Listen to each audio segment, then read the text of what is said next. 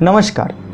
आपको बता दें, आज मोदी सरकार ने अपने दूसरे कार्यकाल की पहली वर्षगांठ मनाई और उन्होंने देश के नाम एक पत्र भी लिखा। मैं आपको बता देना चाहता हूं कि यह वीडियो लंबा भी हो सकता है। कारण यह कि मैं इस पत्र की एक एक बात को आप तक पहुंचाना चाहता हूं। प्रधानमंत्री नरेंद्र मोदी ने लिखा कि आज से 1 साल पहले भारतीय लोकतंत्र के इतिहास में एक नया स्वर्णिम अध्याय जुड़ा।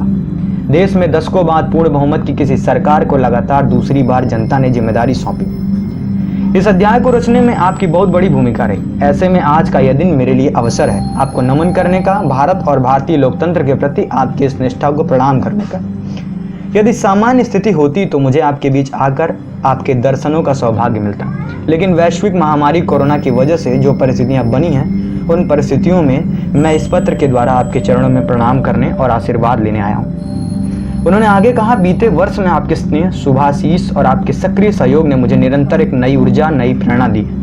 इस दौरान आपने लोकतंत्र की जिस सामूहिक शक्ति के दर्शन कराए, वो आज पूरे विश्व के लिए एक मिसाल बन चुकी है। वर्ष 2014 में आपने देश की जनता ने देश में एक बड़े परिवर्तन के लिए वोट किया था। देश की नीति रीति बदलने के लिए वोट किया था। उन 5 वर्षों में देश ने व्यवस्थाओं को जड़ता और भ्रष्टाचार के दलदल से बाहर निकलते हुए देखा है। उन 5 वर्षों में देश ने अंत्योदय की भावनाओं के साथ गरीबों का जीवन आसान बनने के लिए गवर्नेंस को परिवर्तित होते देखा है। उस कार्यकाल में जहां विश्व में भारत की आन बान शान बढ़ी, वहीं हमने गरीबों के बैंक खाते खोलकर, उन्हें मुफ्त गैस कनेक्शन देकर, मुफ्त बिजली कनेक्शन देकर, शौचालय बनवाकर, घर बनवाकर गरीबों की गरिमा भी बढ़ाई।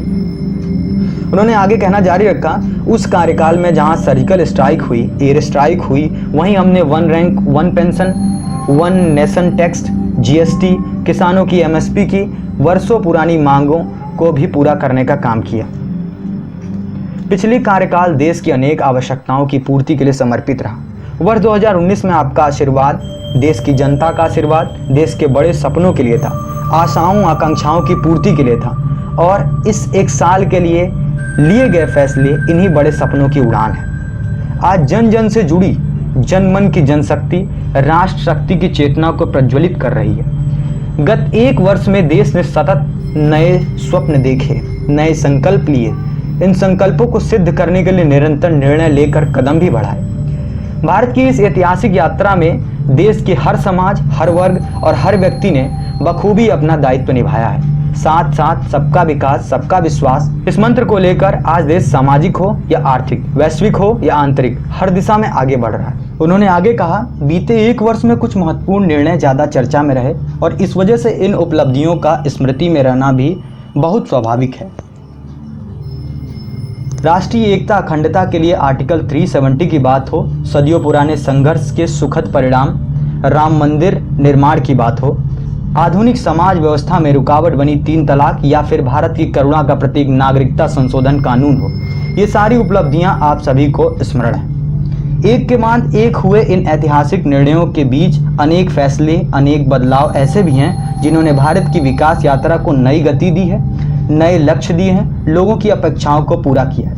चीफ ऑफ डिफेंस स्टाफ के पद के गठन ने जहां सेनाओं में समन्वय को बढ़ाया है, वहीं मिशन गगनयान के लिए भी भारत ने अपनी तैयारियां तेज कर दी हैं। इस दौरान गरीबों को, किसानों को, महिलाओं, युवकों को सशक्त करना हमारी प्राथमिकता रही है। अब पीएम किसान सम्मान निधि के दायरे में देश का प्रत्येक किसान आ चुका है। बीते 1 वर्ष में इस योजना के तहत 9 करोड़ 50 लाख से ज्यादा किसानों के खातों में 72,000 करोड़ रुपए से अधिक राशि जमा कराई गई है। देश के 15 करोड़ से अधिक ग्रामीण घरों में पीने का शुद्ध पानी पाइप से मिले, इसके लिए जल जीवन मिशन शुरू किया गया है। हमारे 50 करोड़ से अधिक पशुधन के बेहतर स्वास्थ्य के लिए मुफ्त टीकाकरण का बहुत बड़ा अभियान भी चलाया जा रहा है। देश के इतिहास में यह पहली बार हुआ है जब किसान, खेत मजदूर, छोटे दुकानदार, असंगठित क्षेत्र के श्रमिक साथियों सभी के लिए 60 वर्ष की आयु के बाद 3,000 रुपए की नियमित मासिक पेंशन की सुविधा सुनिश्चित हुई है। मछुआरों की सहूलियत बढ़ाने के लिए, उनको मिलने वाली सुविधाएं बढ़ाने और ब्लू इकोनॉमी को मजबूत करने के लिए विशेष योजनाओं के साथ साथ अलग से भी विभाग भी बनाया गया है। इस तरह व्यापारियों को समस्या के समय पर समाधान के लिए व्यापारी कल्याण बोर्ड के निर्माण का निर्णय लिया गया है। स्वयं सहायता समूहों से जुड़ी लगभग 7 करोड़ बहनों को भी जब ज्यादा वित्तीय सहायता दी जा रही है। हाल में ही स्वयं सहायता समूह के लिए बिना गारंटी के ऋण को 10 लाख से बढ़ाकर दोगुना यानी 20 लाख कर दिया गया है। आदिवासी बच्चों की शिक्षा को ध्यान में रखते हुए देश में 450 से ज़्यादा नए एकलव्य मॉडल रेसिडेंशियल स्कूल के निर्माण का अभियान भी शुरू किया गया। सामान्य जन के हित से जुड़े बेहतर कानून बने, इसके लिए भी बीते वर्ष में तेज गति से कार्य हुआ। हमारी संसद ने अपने कामकाज से दशकों पुराना रिकॉर्ड तोड़ दिया है। इसी का परिणाम है कि चाहे कंज्यूमर प्रोटेक्शन एक्ट हो, चिट फंड कानून में संशोधन हो, दिव्यांगों, महिलाओं और बच्चों को आधुनिक सुरक्षा देने वाले कानून हो, ये सब तेजी से बन पाए हैं। सरकार की नीतियों और निर्णयों की वजह से शहर और गांव के बीच की खाई कम हो रही है। पहली बार ऐसा हुआ है जब गांव में इंटरनेट का इस्तेमाल करने वालों की संख्या शहर में इंटरनेट इस्तेमाल करने वालों से 10% ज्यादा हो गई है। देश हित में किए गए इस तरह के ऐतिहासिक कार्यों और निर्णयों की सूची बहुत लंबी है। इस पत्र में सब कुछ विस्तार से बता पाना संभव नहीं, लेकिन मैं इतना अवश्य कहूंगा कि 1 साल के कार्यकाल के प्रत्येक दिन 24 घंटे पूरी सजगता से काम हुआ है, संवेदनशीलता से काम हुआ है, निर्णय लिए गए हैं। उन्होंने आगे कहा, देशवासियों की आशाओं आकांक्षाओं की पूर्ति करते हुए हम तेज गति से आगे बढ़ रहे थे कि वैश्विक महामारी कोरोना ने भारत को भी घेर लिया। एक और जहां अत्याधुनिक स्वास्थ्य सेवाओं और विशाल अर्थव्यवस्था वाली विश्व की बड़ी बड़ी महाशक्तियां हैं, वहीं दूसरी ओर इतनी आबादी और अनेक चुनौतियों से घिरा हमारा भारत है। कई लोगों ने आशंका जताई थी कि जब कोरोना भारत पर हमला करेगा तो भारत पूरी दुनिया के लिए संकट बन जाएगा, लेकिन आप सभी देशवासियों ने भारत को देखने का नजरिया बदल कर रख दिया।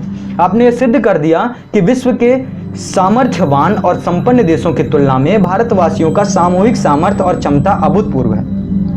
ताली ताली बजाने और दिया जलाने से लेकर भारत की सेनाओं द्वारा कोरोना वायरस का सम्मान हो, जनता कर्फ्यू या देशव्यापी लॉकडाउन के दौरान नियमों का निष्ठा से पालन हो, हर अवसर पर आपने ये दिखाया कि एक भारत की श्रेष्ठ भारत की गारंटी है। निश्चित तौर पर इतने बड़े संकट में कोई यह दावा नहीं कर सकता कि किसी को कोई तकलीफ और असुविधा न हुई हो।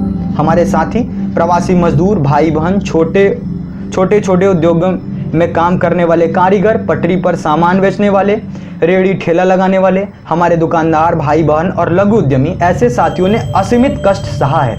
इनकी परेशानियां दूर करने के लिए सभी मिलकर प्रयास कर रहे हैं, लेकिन हमें यह भी ध्यान रखना है कि जीवन में हो रही असुविधा जीवन पर आफत में न बदल जाए। ऐसे में प्रत्येक भारतीय के लिए हर दिशा निर्देश का पालन करना बहुत आवश्यक है। जैसे अभी तक हमने धैर्य और जीवटता को बनाए रखा है, वैसे ही उसे आगे भी बनाए रखना है। यह एक बड़ा कारण है कि भारत आज अन्य देशों की तुलना में ज़्यादा संभली हुई स्थिति में है। यह लड़ाई लंबी है, लेकिन हम विजय पथ पर चल पड़े हैं और विजयी होना हम सबका सामूहिक संकल्प है। अभी पश्चिम बंगाल और उड़ीसा में आए अम्फान चक्रवात के दौरान जिस हौसले के साथ वहां के लोगों ने स्थितियों का मुकाबला किया, चक्रवात से होने वाले नुकसान को कम किया, वह भी हम सभी के लिए एक प्रेरणा है। उन्होंने आगे कहा, इन परिस्थितियों में आज यह चर्चा भी बहुत व्यापक है कि भारत समेत तमाम देशों की अर्थव्यवस्थाएं कैसे उभरेंगी, लेकिन दूसरी ओर यह विश्वास भी है जैसे भारत ने अपनी एकजुटता से कोरोना के खिलाफ लड़ाई में पूरी दुनिया को अचंभित किया है, वैसे ही आर्थिक क्षेत्र में भी हम नई मिसाल कायम करेंगे। 130 करोड़ भारतीय अपने सामर्थ्य से आर्थिक क्षेत्र में भी विश्व को चकित ही नहीं बल्कि प्रेरित भी कर सकते हैं। आज समय की मांग यह है कि हमें अपने पैरों पर खड़ा होना ही होगा, अपने बलबूते पर चलना ही होगा, और इसके लिए एक ही मार्ग है, आत्मनिर्भर भारत। अभी हाल में आत्मनिर्भर भारत अभियान के लिए दिया गया 20 लाख करोड़ रुपए का पैकेज इस दिशा में उठाया गया एक बड़ा कदम है। यह अभियान हर देशवासी के लिए, हमारे किसान, हमारे श्रमिक, हमारे लघु उद्यमी, हमारे स्टार्टअप से जुड़े नौजवान, सभी के लिए नए अवसर का दौर लाएगा। भारतीयों के पसीने से, परिश्रम से और उनकी प्रतिभा से बने लोकल उत्पादों के दम पर भारत आयात पर अपनी निर्भरता कम करेगा और आत्मनिर्भर की ओर आगे बढ़ेगा। उन्होंने आगे कहा, बीते 6 वर्षों की इस यात्रा में आपने निरंतर मुझ पर आशीर्वाद बनाए रखा है, अपना प्रेम बढ़ाया है। आपके आशीर्वाद की शक्ति से ही देश पिछले 1 साल में ऐतिहासिक निर्णयों और विकास की अभूतपूर्व गति के साथ आगे बढ़ा है। लेकिन फिर भी मुझे पता है कि अभी भी कुछ करना बाकी है। देश के सामने चुनौतियां अनेक हैं, समस्या अनेक हैं। मैं दिन रात प्रयास कर रहा हूं। मुझ में कमी हो सकती है, लेकिन देश में कोई कमी नहीं है, और इसलिए मेरा विश्वास स्वयं से ज़्यादा आप पर है। आपकी शक्ति आपके सामर्थ्य पर है। मेरे संकल्प की ऊर्जा आप ही हैं। आपका समर्थन, आपका आशीर्वाद, आपका स्नेह ही है। वैश्विक महामारी के कारण यह संकट की घड़ी तो है, लेकिन हम देशवासियों के लिए यह संकल्प की घड़ी भी है। हमें यह हमेशा याद रखना है कि 130 करोड़ भारतीयों का वर्तमान और भविष्य कोई आपदा या कोई विपत्ति तय नहीं कर सकता। हम अपना वर्तमान भी खुद तय करेंगे और भविष्य भी। हम आगे बढ़ेंगे, हम प्रगति पथ पर दौड़ेंगे, हम विजयी होंगे। हमारे यहाँ कहा गया है, कृतम में दक्षिणे हस्ते जयो में शव्य आहितः, यानी हमारे एक हाथ में कर्म और कर्तव्य है तो दूसरे हाथ में सफलता सुनिश्चित है। देश की निरंतर सफलता की इसी कामना के साथ मैं आपको पुनः नमन करता हूं। उन्होंने आगे कहा, आपको और आपके परिवार को मेरी हार्दिक शुभकामनाएं। स्वस्थ रहिए, सुरक्षित रहिए, जागृत रहिए, जागरूक रखिए। आपको अगर यह वीडियो पसंद आया हो तो चैनल को लाइक, शेयर और सब्सक्राइब करना ना भूलें। धन्यवाद।